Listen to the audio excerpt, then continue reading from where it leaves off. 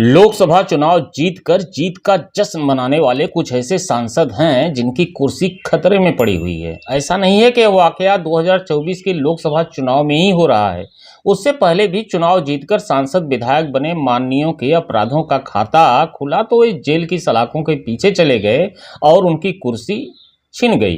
अपराध और राजनीति का पुराना नाता रहा है। बहुत से ऐसे अपराधी हैं जिन्हें जनता ने वोट देकर सांसद या विधायक बना दिया, किंतु कानून का डंडा घुमा तो ऐसे लोगों की कुर्सी छिन गई। ऐसा भी नहीं है कि यह वाकया सिर्फ अपराधियों के साथ ही हुआ है, बल्कि राजनीतिक मुकदमों और पद पाने के बाद भ्रष्टाचार में लिप्त रहे लोगों को भी यह जलालत झेलनी पड़ी है। 2024 के लोकसभा चुनाव में सांसद बनने वाले 13 माननीयों के ऊपर भी ऐसा ही आरोप है और उनकी कुर्सी भी खतरे में पड़ सकती है।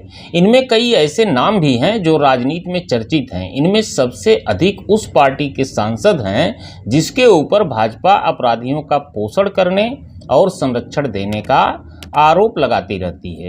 बता दें कि 2024 के चुनाव में जीत हासिल करने वाले 13 माननीयों का आगे का सफर मुश्किल भरा हो सकता है, क्योंकि इनके ऊपर गंभीर आरोपों से जुड़े मुकदमे दर्ज हैं और उनके आरोप भी तय हो चुका है, जिनमें 2 साल से अधिक सजा हो सकती है। यदि यह सजा होती है तो उनकी कुर्सी खतरे में पड़ जाएगी। जिन नेताओं के ऊपर आरोप तय हुए हैं वे अधिकतर विपक्ष के हैं। इसमें सबसे पहला नाम आता है चंद्रशेखर आजाद का। चंद्रशेखर आजाद वही हैं जिन्होंने आजाद समाज पार्टी बनाई है। बीते चुनाव में नगीना लोकसभा क्षेत्र से सपा भाजपा जैसी पार्टियों को मात देकर जीत हासिल की है। दलित युवाओं में चंद्रशेखर आजाद का काफ़ी क्रेज देखा जाता है। आजाद के ऊपर 36 मुकदमे दर्ज हैं, जिनमें अधिकतर गंभीर अपराधों के मामले हैं, जिनमें आरोप भी तय हो चुके हैं और 2 साल से अधिक की सजा भी हो सकती है। ऐसे में आजाद की कुर्सी खतरे में पड़ सकती है। यूपी के जौनपुर लोकसभा से महाराष्ट्र में पूर्व मंत्री रहे भाजपा के कृपा शंकर सिंह को मात देकर सपा के टिकट पर जीत हासिल किए बाबू सिंह कुशवाहा के ऊपर भी सजा की तलवार लटक रही है। कुशवाहा के ऊपर NRHM, आय से अधिक संपत्ति सहित अन्य कई मामलों में गंभीर मुकदमे दर्ज हैं। उनके ऊपर दर्ज हुए 25 मामलों में 8 पर आरोप भी तय हो चुका है।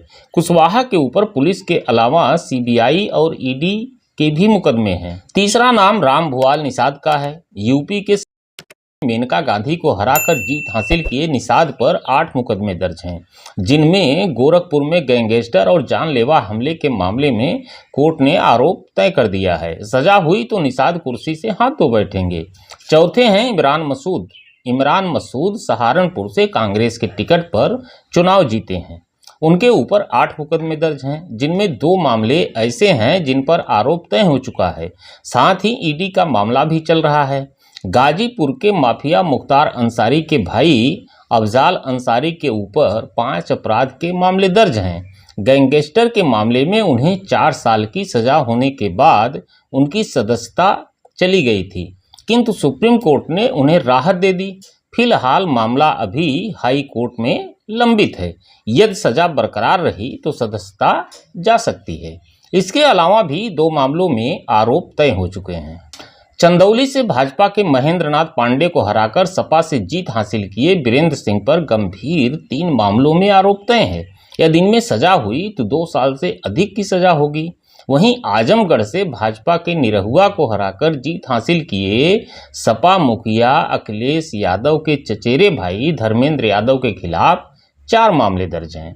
बदायूं में दर्ज एक मामले में 21 दिसंबर 2023 को आरोप तय हो चुका है। इसके अलावा भाजपा के टिकट पर फतेहपुर सीकरी से जीते राजकुमार चाहर पर भी 2 मामले दर्ज हैं, जिनमें 16 अगस्त 2023 में आरोप तय हुए थे। सपा के टिकट पर मोहनलालगंज से चुनाव जीते RK चौधरी के खिलाफ गोसाईगंज में दर्ज गंभीर धाराओं में भी दिसंबर 2023 में आरोप तय हो चुके हैं। वहीं बस्ती से सपा के टिकट पर जीते रामप्रसाद चौधरी के खिलाफ कप्तानगंज में दर्ज एक मुकदमे में 20 सितंबर 2022 को और एक अन्य मामले में 27 जुलाई 2023 को आरोप तय हो चुके हैं। रालोद के टिकट पर बागपत से जीते राजकुमार सांगवान के खिलाफ भी एक मामले में 26 फरवरी 2019 को आरोप तय हो चुके हैं। हाथरस से बीजेपी के टिकट पर जीते अनूप प्रधान वाल्मीकि के खिलाफ अलीगढ़ के पिसावा में दर्ज मुकदमे में 24 मार्च 2023 को आरोप तय हो चुका है। बिजनौर से रालोद के टिकट पर जीते चंदन चौहान के खिलाफ मुजफ्फरनगर के खतौली में दर्ज मामले में 16 मई 2023 को आरोप तय हो चुका है। वहीं वर्ष 2022 से मुकदमे के निपटारे में जो तेजी पकड़ी है, उनमें कई माननीयों के फिर माननीय बनने का सपना टूट गया है। इसमें सबसे पहला नाम माफिया मुख्तार अंसारी का रहा। मुख्तार को एक के बाद एक सजाएं हुई, वह सक्रिय राजनीति से दूर हो गया। बाद में उसकी जेल में ही मौत हो गई। आजम खां और उनके बेटे अब्दुल्लाह को भी अपनी लोकसभा व विधानसभा की सदस्यता गंवानी पड़ी। बीजेपी विधायक खब्बू तिवारी, विक्रम सैनी, रामदुलार गौड़, कुलदीप सिंह सेंगर और अशोक सिंह चंदेल को अपनी कुर्सी गंवानी पड़ी थी। इसी कड़ी में ताजा नाम कानपुर के सपा विधायक इरफान सोलंकी का है। 7 साल की सजा के बाद उनकी भी कुर्सी जाना तय है।